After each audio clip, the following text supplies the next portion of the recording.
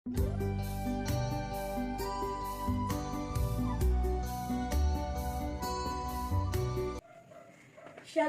selamat malam, salam kasih, sehat dan semangat. Malam hari ini kita berjumpa kembali dalam ibadah dan perenungan firman Tuhan, ibadah keluarga, hari Rabu tanggal 19 Agustus 2020. Dasar dan pemberitaan firman Tuhan dari Kisah Para Rasul 10 ayat 34 sampai 43 di dalam tema Allah mengasihi semua orang. Sebuah kenyataan mengenai perbedaan sering menjadi pemisah atau tembok penghalang dalam relasi, komunikasi, kebersamaan dan keutuhan dalam kehidupan manusia.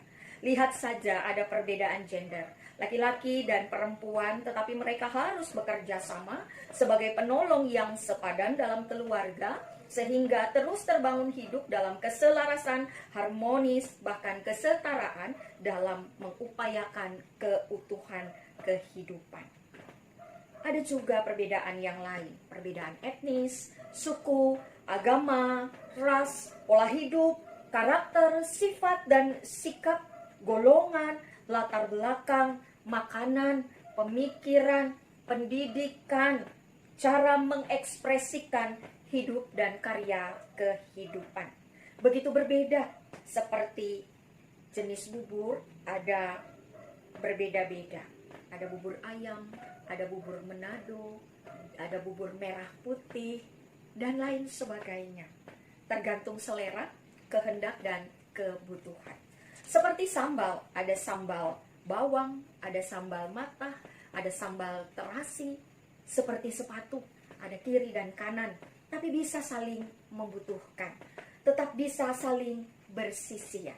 Bapak Ibu Saudara yang terkasih, malam ini dalam suasana syukur dan sukacita hari ulang tahun kemerdekaan NKRI yang ke-75. Kita diingatkan melalui perenungan dari Kisah Para Rasul 10 ayat 34 sampai 43. Bagian ini yang pertama mau mengatakan bahwa dalam kehidupan ini sejak awalnya perbedaan memang sudah ada, karena itu karunia dan karya Allah. Perbedaan baik adanya pada prinsipnya ketika diterima dan dinyatakan sebagai hal yang positif untuk keragaman, untuk mengikat, untuk menyatukan, untuk membangun. Tentunya bukan untuk mencari kekurangan ketika didapati ada perbedaan.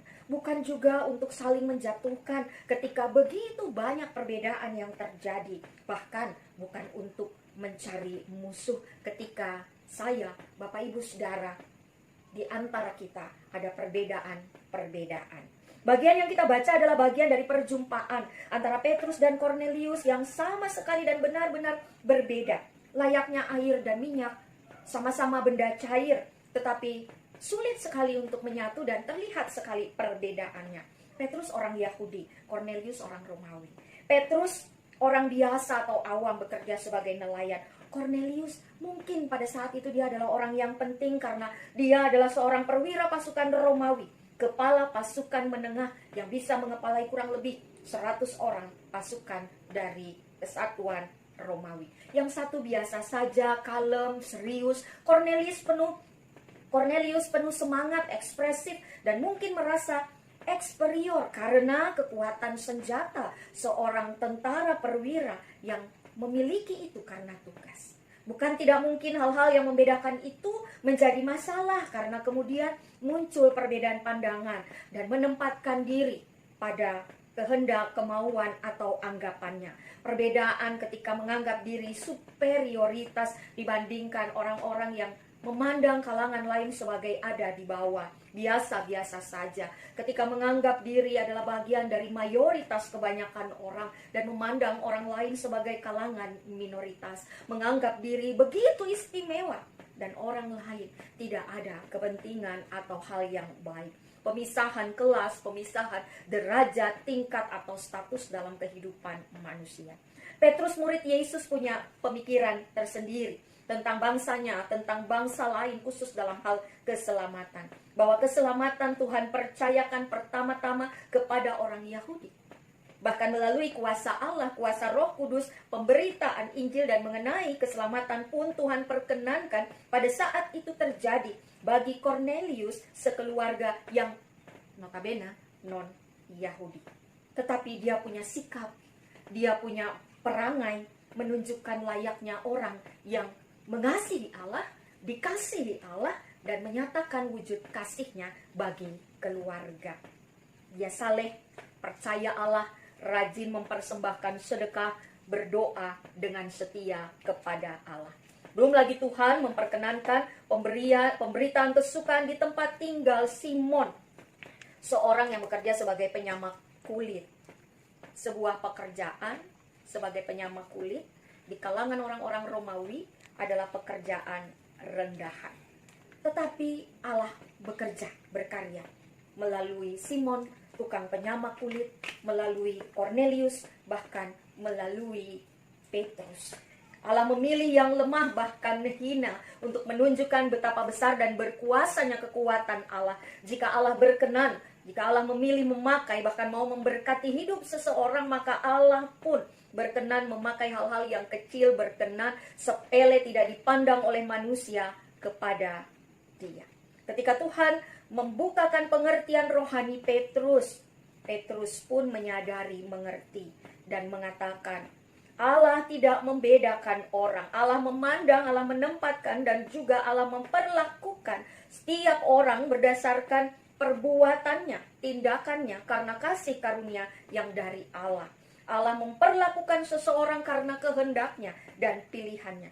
Allah nggak bisa disetir. Kalau manusia sih masih bisa.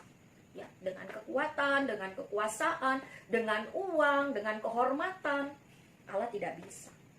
Allah memperlakukan setiap orang berdasarkan perbuatan manusia itu. Apakah dia bertekun untuk berbuat baik? Apakah dia sungguh-sungguh mencari kemuliaan, kehormatan, dan hal-hal yang tidak binasa?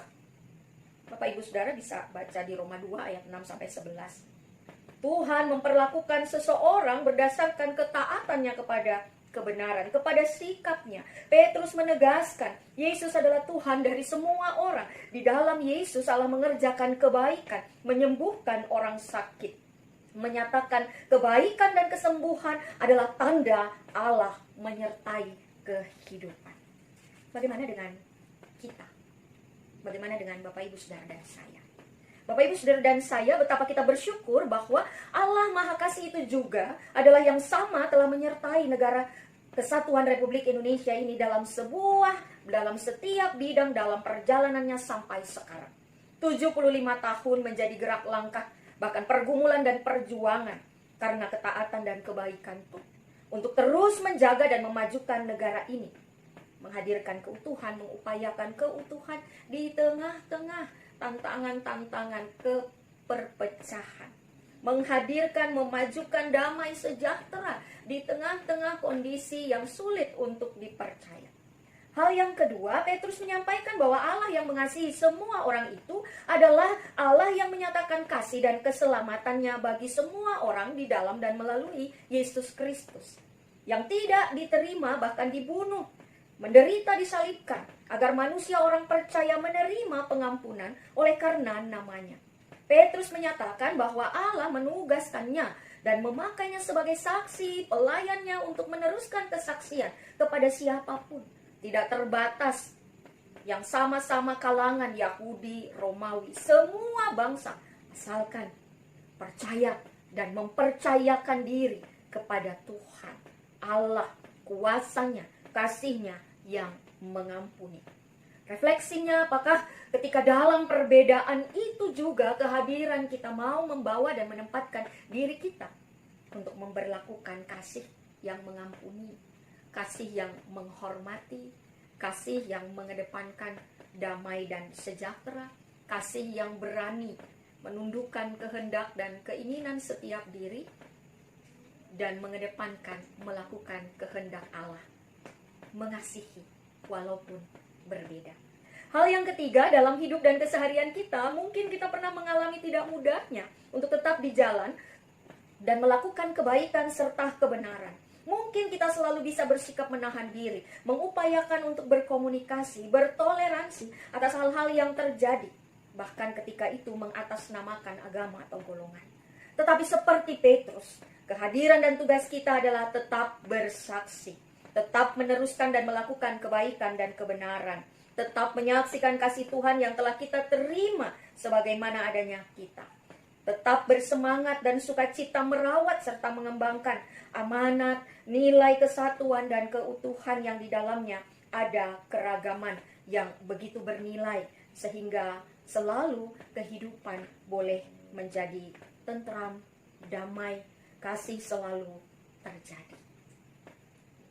Memasuki malam hari ini, kita akan beristirahat, tetapi kita akan kembali menyerahkan seluruh hidup keberadaan kita, negara dan bangsa ini, bahwa di dalam perkenanan Allah yang Maha Kasih, kita harus melanjutkan berbagai hal menjadi perjuangan dan ketahanan hidup, merespon kasih Tuhan yang memberkati, mampu menyelamatkan kehidupan kita, bahkan setiap mereka yang juga mau membawa diri mereka ada dalam percaya di dalam Tuhan Yesus Kristus, Tuhan dan Juru Selamat kehidupan kita. Tuhan Yesus memberkati NKRI, Tuhan Yesus memberkati gerejanya, Tuhan Yesus memberkati keluarga semua. Amin.